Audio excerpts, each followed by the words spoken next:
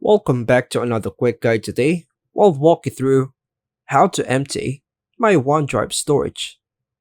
To empty your OneDrive storage, we have some steps for you.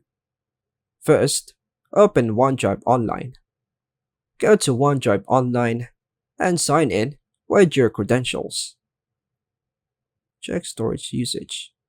Click the gear icon in the top right.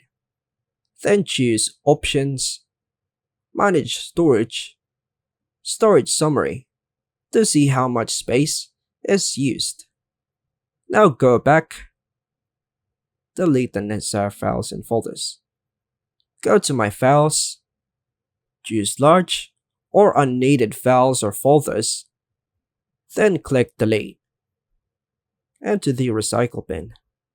Click Recycle Bin in the left panel, then choose Empty Recycle Bin to permanently delete files. Remove large shared files.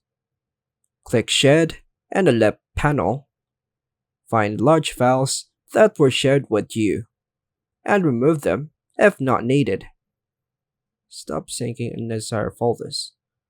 Click the OneDrive or the cloud icon in the taskbar, then hit OneDrive again.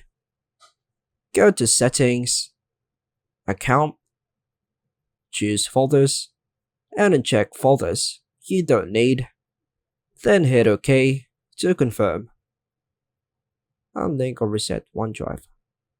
If you want to completely reset OneDrive, just go to OneDrive, then Settings, Account, click on Link this PC, then Confirm. Then delete all local OneDrive files. And that's all for now, folks. Thanks for watching.